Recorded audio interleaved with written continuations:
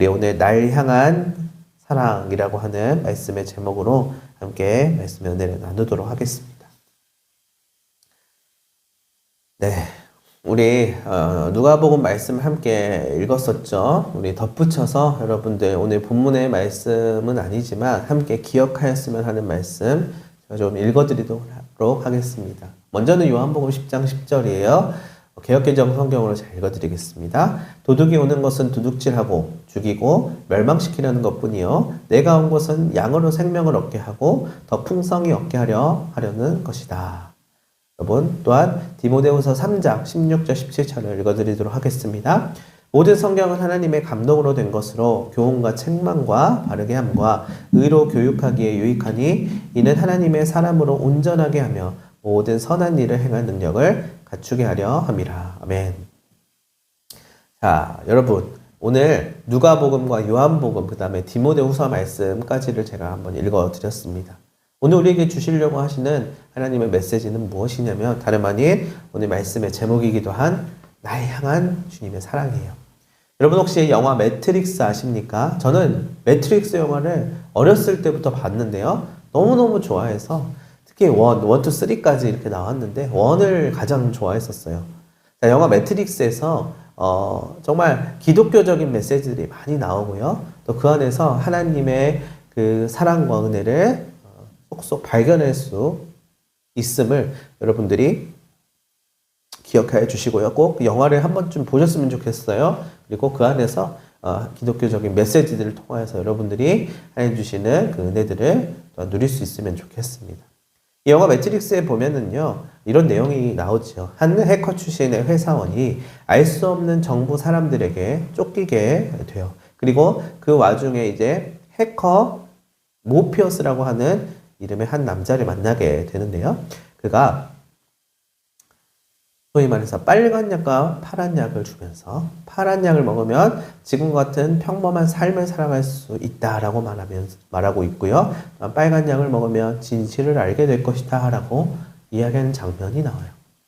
자, 지금 소위 말해 성경적인 그런 관점으로 보면 이 모피어스라고 하는 남자가 일종의 세례 요한과도 같은 그런 롤을 가지고 있습니다. 그리고 여기 나오는 주인공 키아누 리브스 배우죠. 그 사람이 메시아, 예수 그리스도와 같은 그런 존재로서 미래를 구원할 그런 역할을 지금 극 중에서 나오게 되는데요.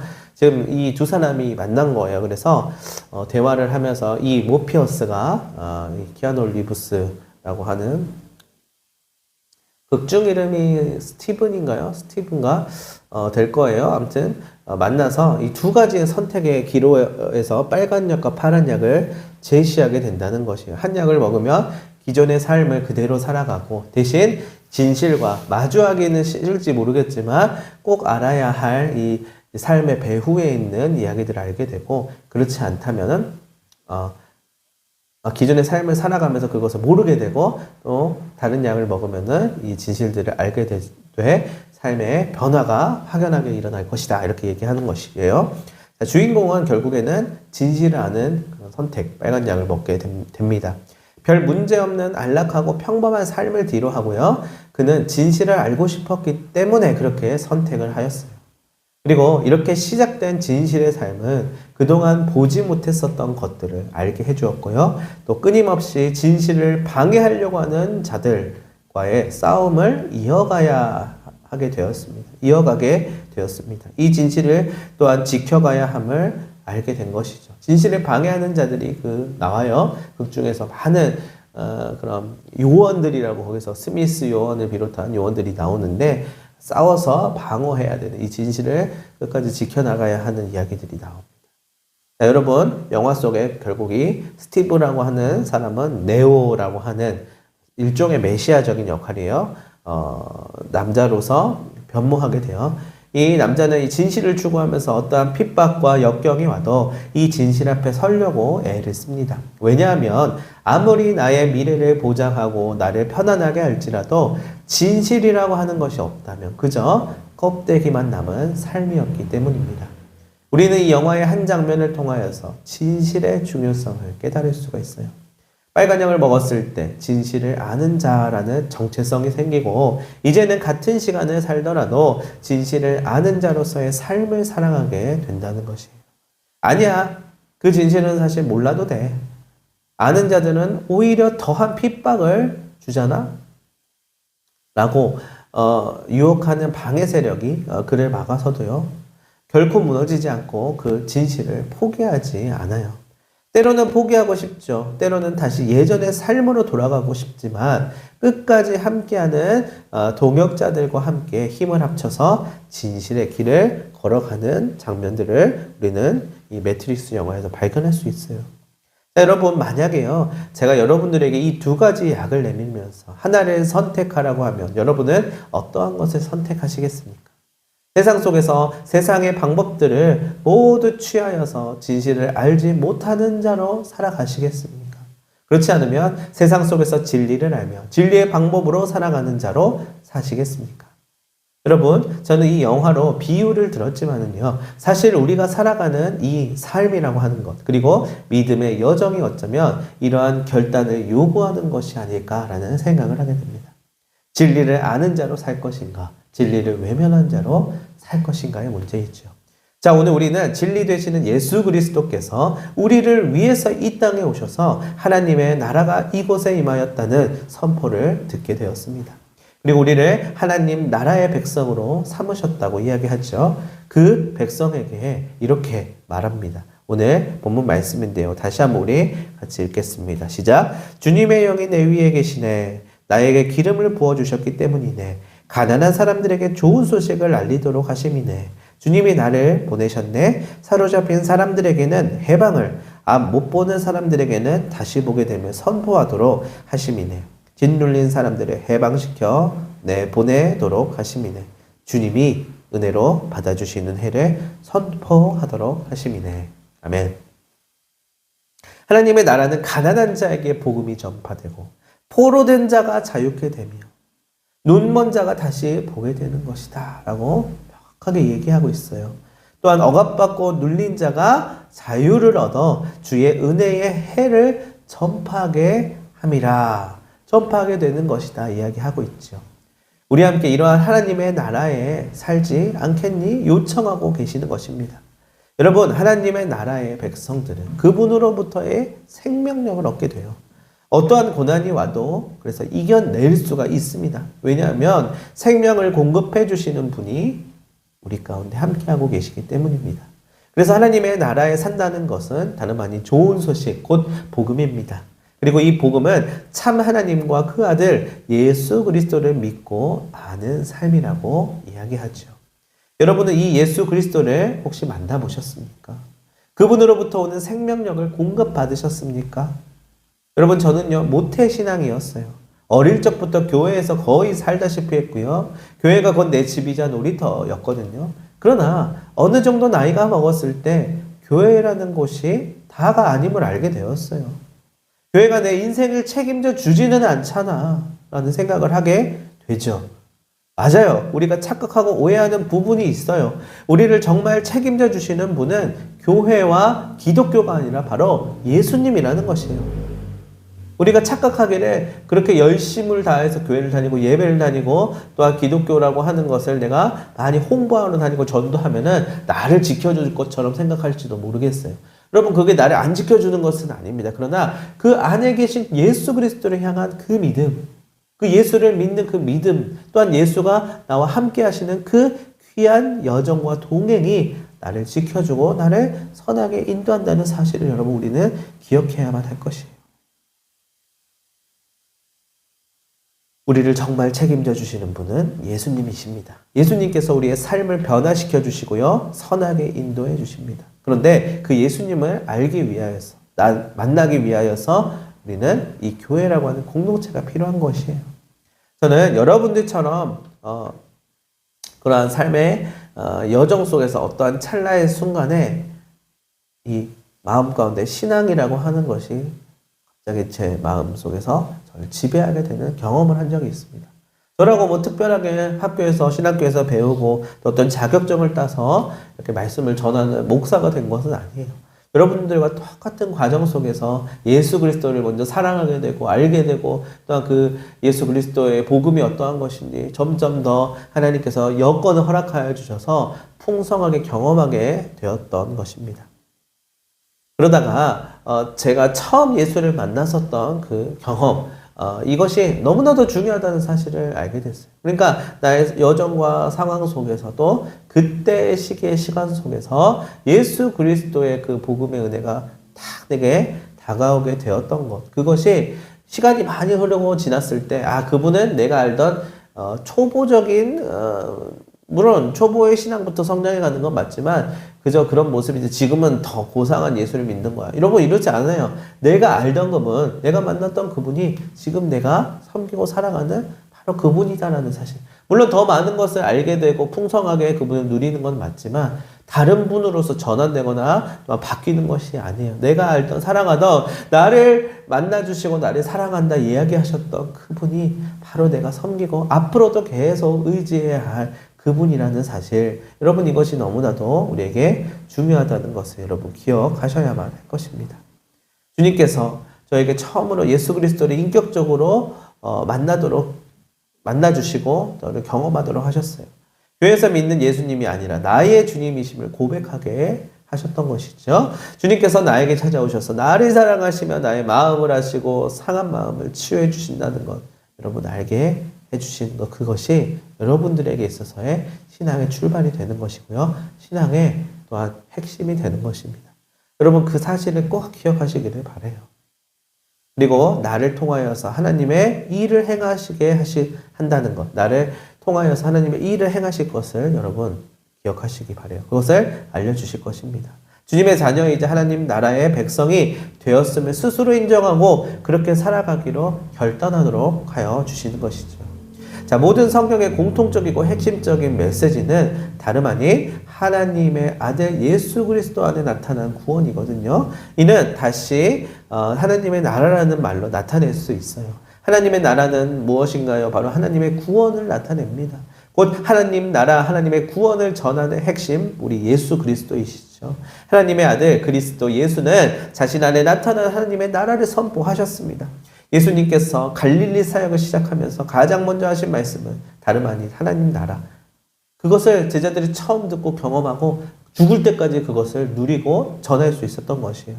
예수님의 하나님 나라 선포는 이 사실을 모르고 있던 당시의 사람들, 그리고 오늘의 우리에게까지 지금 알려지게 된 것입니다. 이 하나님의 나라는 예수님의 선포와 함께 많은 이들로 하여금 그 나라에 참여하게 하였고요. 그 이후 예수님을 구주로 그리스도로 전하는 사도들에 의해 다양한 시대와 상황 가운데 전해지게 되었습니다. 그래서 신약 성경에 보면 다양한 그룹 안에서 다양한 사람들이 이 하나님 나라를 선포하는 장면들이 나오는 것이에요. 이 복음이 전파되는 이야기들이 곳곳에서 기록된 것이죠. 바울, 마태, 마가, 요한 등이 이거 사실을 전하고 다녔고요. 빌립보에서, 예루살렘에서, 사마리아에서, 로마에서 사람들이 받아들이고 이 복음에 참여하게 되었습니다. 이것이 오늘 우리에게까지 전해져 온 바로 이 말씀이라는 것이에요. 여러분, 결국 성경이 공통적으로 전하는 통일적인 메시지는 하나님의 아들 예수 그리스도 안에 일어난 하나님의 구원입니다. 또한 예수 그리스도와 함께 시작되어 예수 안에 현존하는 하나님 나라가 성경의 저자들에 의해 다양하게 이해되고 표현되어 왔습니다. 곧이어 예수께서 선포하신 하나님 나라는 바울에 의해서는 하나님의 의로, 요한에 의해서는 영원한 생명으로, 마태에 의해서는 하늘나라로 묘사된 것입니다. 그렇다면 오늘 우리에게는 어떻게 다가오고 있습니까? 예수님을 알고 믿고 그분을 통해 구원을 받는다는 사실을 무엇이라고 말할 수 있느냐는 거예요. 도대체 너에게 어떠한 의미가 있느냐는 것입니다. 저는요, 이 예수 그리스도를 처음 인격적으로 만나고 나서 그 복음이 나를 위한 복음이었구나라는 사실을 깨닫게 되었어요. 그 사랑은, 그 사실이 나에게까지 흘러들어왔구나라고 받아들이게 되었습니다.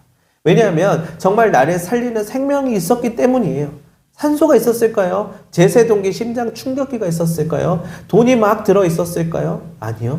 나의 마음을 알아주셨어요. 나의 모습을 보듬어 주셨어요. 아무런 조건 없이, 아무런 대가 없이 그냥 오래전부터 나를 만나기를 기다리고 있었던 것처럼 저를 만나주셨어요. 그때 내가 마치 정말 죽을 것만 같았었나 봐요. 누가 나의 마음을 알아줬으면 했는데 그렇지 않았나 봐요. 누가 나를 보듬어 주지 않았었나 봐요. 사람들 사이에서, 친구들 사이에서, 심지어는 가족들과의 사이에서도 그 누구도 온전히 나를 받아주지 않았었던 것 같습니다. 여러분 인사이드 아웃 2라고 하는 애니메이션을 보신 적이 있으신가요? 거기에 보면 라일리라고 하는 주인공 아이가 1에서부터 보다 더 커서 이제 청소년이 되는 이야기가 나와요. 그런데 이 라일리가 이전에 없었던 감정들을 느끼면서 새로운 감정들이 등장하게 되는데요. 이것을 캐릭터로 아주 재미있게 표현을 해주고 있습니다. 그 중에서도 브라니라고 하는 캐릭터가 나오는데요. 그 애가 어느 순간 라일리의 삶을 온통 지배하게 합니다. 이유는 간단해요. 바로 라일리를 위해서라고 말합니다. 라일리가 새로운 환경에서 새로운 사람들과 새로운 역할 등을 감당하게 될 때에 무엇보다도 라일리를 보호하기 위해서 라일리가 잘 돼야 하니까 온통 라일리만을 위한 플랜, 이 계획을 잡아서 삶을 이끌어 가거든요. 그리고 지금 라일리에게 불필요한 감정들은 저 멀리 보이지 않는 저편으로 보내버리는 장면들이 나옵니다. 여러분 라일리를 현재 움직이게 하는 것은 이 불안이라는 감정이었다는 것이에요. 그런데 항상 쉽지가 않아요. 삶이 녹록지가 않죠. 늘 불안함을 가지고 그때그때를 살아야만 합니다. 나중에는 예상치 못한 상황에서 불안이가 도저히 해결할 수 없는 순간을 맞닥뜨리게 되거든요. 그리고 눈물을 흘리면서 스스로 라일리를 움직이는 그 장치를 놓게 돼버려요. 결국 라일리를 진정시키고 안정을 찾게 한 것은 모든 감정의 캐릭터들이었습니다. 라일리는 모든 감정들을 느끼면서 살아가는 라일리 존재 그 자체였거든요. 나중에 서로가 서로를 안아주는 장면이 나오는데 이걸 보는 관객들에게 눈물 포인트가 되었어요. 또한 감동 포인트를 주기도 하였습니다.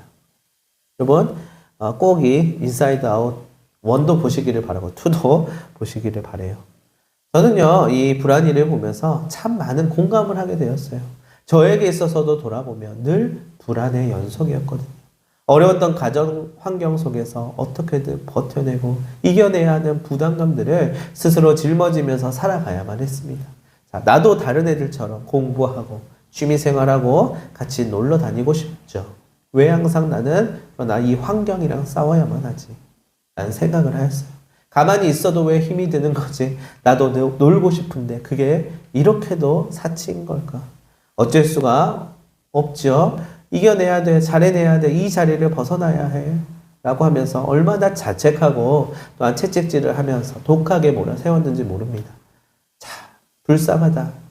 그런데요, 그런 삶을 살아가던 와중에 하나님께서 내 마음을 딱 만져주시는 것을 제가 경험한 적이 있어요. 여러분, 신앙의 깊이가 이 가운데서 딱 일어나는 것이죠. 괜찮아, 괜찮아. 끌어 안아주심을 경험하게 됐던 거예요. 성경에 나와 있는 예수 그리스도가 또 목사님들이 또는 장로님들이 이야기하는 그 예수 그리스도, 기독교가 내 삶에서 먼저 일어난 것이고 그 다음에 확장되어가는 그런 역사가 일어난 것이에요. 너를 온전히 사랑하고 있는 내가 있잖니 이리 와라 괜찮다라고 하는 그 음성에서부터 시작이 되었다는 것이에요. 여러분 인사이드 아웃 2를 보면서요 혼자서 저는 이런 생각을 했어요. 라일리에게 신앙 섬이라고 하는 것이 만들어졌다면 어땠을까? 자, 너무 목사 같은 생각인가요? 하나님이 그 마음의 컨트롤 장치를 딱 중심을 잡고 움직여 주시면 어땠을까? 라일리는 아마도 구원을 경험하게 되지 않았을까요? 그리고 결단하고 헌신하면서 하나님 나라의 백성으로서 하나님 나라를 전파하고 다녔을지도 모르겠어요. 마치 바울처럼요.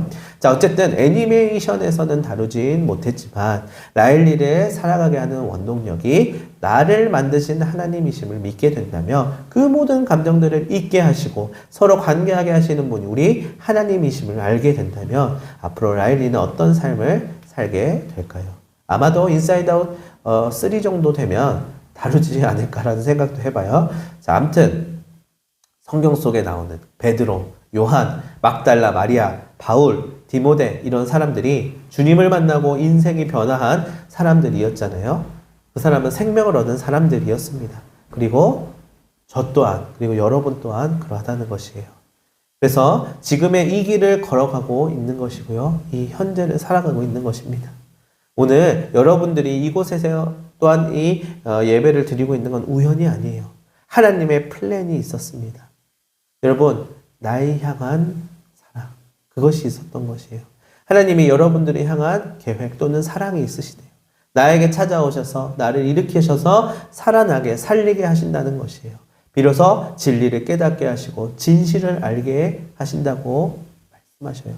여러분 그 부름에 응답하시겠습니까? 여러분 정녕 이 빨간 약을 선택하시겠냐는 말이에요. 여러분 그런데 파란 약을 선택하면 꼭 나를 향한 하나님의 사랑 그 계획을 따라가지 않아도 되잖아요. 사실 그냥 그런가 보다 하고 지나가도 내 삶을 그대로 내 삶대로 살아가도 되잖아요. 사실 좀 부담스럽잖아요. 나는 내가 다 생각하고 있는 게 있거든요. 내가 계획하고 또 내가 사랑을 얻는 또 구석이나 분야들과 사람들이 있거든요. 꼭 하나님과 예수 그리스도 아니어도 되거든요 라고 생각할 수 있어요. 여러분 정말 그렇게 되었으면 좋겠죠. 그렇게 되었으면 더할 나위 없이 괜찮을지도 모르겠어요. 그런데 여러분 그게 마음처럼 쉽지가 않아요. 이 인사이드 아웃 2에 나오는 라일리를 보세요. 얼마나 잘하고 싶었겠어요. 잘 되고 싶었겠어요. 그런데 마음 안에서 지금 요동치고 있는 것이에요. 여러 가지 감정들이 서로 갈등하고 화해하면서 스스로 복잡함 속에서 최선의 방법을 찾아 나가지요. 그러나 그 모든 감정들을 구원하고 비로소 구원의 길로 나아가게끔 하는 것은 그저 나 스스로가 할 수 있는 일이 아니라는 것입니다. 여러분 그것이 우리의 현실입니다.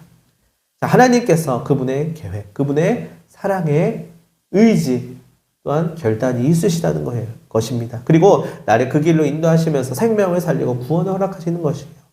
이게 진리인데요. 때로는 감수해야 할 어려움들이 있습니다. 또한 방해하는 세력들이 쫓아오고 못 살게 굴 것이에요. 그럼에도 불구하고 이 길을 선택하겠느냐 묻는다면 여러분 무엇라 대답하시겠습니까? 바울은 선택하였고요. 요한도 선택하였습니다. 그리고 저도 여러분도 선택을 합니다. 쉽고 간단하게 선택할 수 있는 줄 아세요? 편한 줄 알았을까요? 아니요. 그렇지 않아요. 그리고 나름 각오해야 되겠지요. 그런데 실제로 삶을 살아가는 일이 생각보다 더 어려움이 있다는 사실 우리는 알게 됩니다. 그러나 여러분 의미가 있다는 사실에 주목하시기를 바랍니다. 가치가 있습니다. 생명이 있어요. 구원이 있다는 것입니다. 다른 곳에서는 결코 얻을 수 없는, 찾을 수도 없는 것이 분명히 있을 것입니다. 여러분, 무지하게 바쁘고 또한 힘든 일상생활을 살아가고 계시지요. 여러분, 그렇지만 그 가운데에서 나 혼자만 챙기기도 바쁜데 왜 예수 그리스도를 믿고 또한 헌신하고 섬기고 예수 그리스도의 말씀을 따라서 살아야만 할까요? 여러분, 생명과 감사와 은혜와 축복이 그 가운데 있기 때문이에요. 진정 삶을 살아가는 그 깊이와 의미가 거기에 있기 때문입니다. 그 안에 특별히 나를 향한 사랑이 깃들여져 있다는 사실을 발견할 수 있기 때문입니다. 여러분, 행복을 어디 먼 곳에서 높은 곳에서 찾지 마시기를 바라요. 여러분, 지금 여러분들의 삶 가운데 하나님이 함께 하시며 나를 향한 사랑으로 행복이라는 알 수 없는 그 감정, 그 알 수 없는 개념을 이미 내 삶 속에서 끼치고 계셔요. 여러분, 그것을 붙잡으시기를 간절히 소망합니다. 여러분, 하나님 앞에 나아가시기를 바랍니다. 그 사랑을 힘입어서 나아가시기를 바랍니다. 하나님, 내가 누군데요? 나를 왜 부르셨어요? 나는 잘 모르겠어요. 여러분, 그렇게 생각할 수 있어요. 저도 그랬습니다. 저라고 어떻게 알겠습니까? 그런데 주님이 오셔서요, 알게끔 해주신다는 거예요. 내가 너를 알아. 네가 어떨 때 아파하고 슬퍼하는지를 알아. 네가 왜 괴로워하고 있는지도 알아. 누가 너의 마음을 알겠니? 누가 그 마음을 만져주겠냐 말이에요. 여러분, 하나님이 여러분을 압니다. 다 알아요. 사랑하니까요, 함께 느끼십니다. 안아주시고요, 그 사랑으로서 우리를 품어주십니다. 여러분, 그 가운데에서 진정으로 삶에 있어서의 하나님 나라가 먼 곳에 눈에 보이게끔 탁 내 앞에 나타나는 것은 아니지만 삶 속에서 그득한 여정 속에서, 관계 안에서, 또 나의 살아가는 모든 여정과 길 가운데 분명히 펼쳐지게 된다는 그 사실 꼭 믿음에서 나아갈 수 있게 되시기를 간절히 소망합니다. 기도하도록 하겠습니다. 하나님 아버지, 주님, 어디를 향하여서 가는지 모르지만 바쁘게 10대, 20대, 30대, 40대, 50대, 60대, 70대, 80대, 90대를 살아가는 너무나도 불쌍한 인간이란 존재를 품으며 살아갑니다. 하나님, 우리를 보내신 이유와 목적과 가치가 있다면 우리에게 알려주시고 삶 가운데 누리게 하시고 전하게 하셔서 하나님의 얼굴을 배울 때까지 진정으로 나를 향하신 그 사랑과 계획을 알고 전하고 누리고 또한 하나님 나라 안에서 함께 누리며 전파하며 또한 연합하여서 하나님의 영광을 드러낼 수 있도록 주여 도와주시옵소서. 감사하며 예수님의 이름으로 기도합니다.